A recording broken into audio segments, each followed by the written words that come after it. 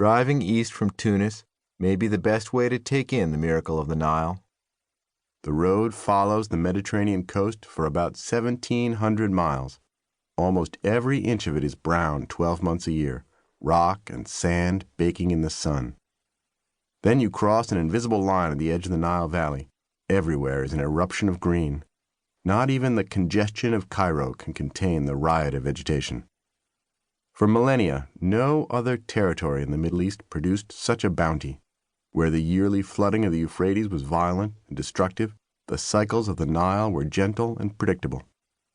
A truism holds that the histories of Egypt and Iraq follow their rivers. Medieval sultans dug a well, known today as the Nilometer, on Rouda Island in Cairo to measure the water level. The annual rise determined how generous the crops would be that year, and the sultans taxed the peasants accordingly. Farming was that easy.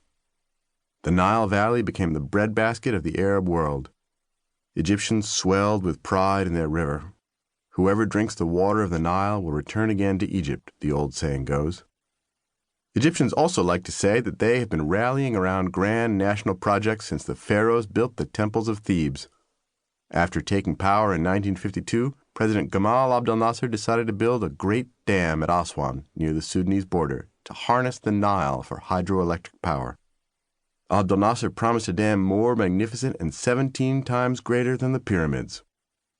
Secretary of State John Foster Dulles announced in 1955 that the United States and the United Kingdom would provide $70 million in assistance for construction of the dam, but he did not like Abdel Nasser's denunciations of colonialism or his refusal to ally exclusively with Washington. After 7 months, Dulles withdrew the offer. Abdel Nasser turned to Moscow. The dam became a monument to Stalinist engineering.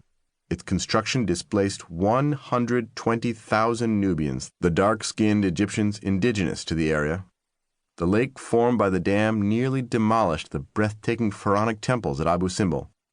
UNESCO saved them by paying Western European contractors to relocate the complex, stone by stone, on drier ground. The finished dam stopped the flow of silt and nutrients that had kept much of the Nile Valley so fertile for centuries. The depletion of the water devastated the farmlands downstream and the fishing around the mouth of the Nile. The slowing of the current led to an explosion in waterborne diseases like schistosomiasis. To fight the disease, Abdel Nasser's successors launched a massive campaign of inoculations. But government health workers reused unsterilized needles. That set off a hepatitis C epidemic that raged on for decades. About 1 in 5 Egyptians was infected with virus C, as Egyptians called it in imported English. Barbers spread the disease by reusing blades, so sensible Egyptian men carried their own personal shears to haircuts, and I did as well. The adage about drinking the Nile water lives on today as black humor. The river is so filthy that your first stop would be a hospital. Yet Egyptian schoolchildren are still taught to celebrate Abdel Nasser's high dam as an unalloyed triumph. I think of the dam whenever I get a haircut, a parable of centralized planning and unaccountable power. I had the luck to be an American journalist living in Cairo during the 30 months when Egyptians broke free of the autocracy that ruled them. Their escape set off revolts from Benghazi to Baghdad. But the old authoritarian order had only hidden underground, not shattered.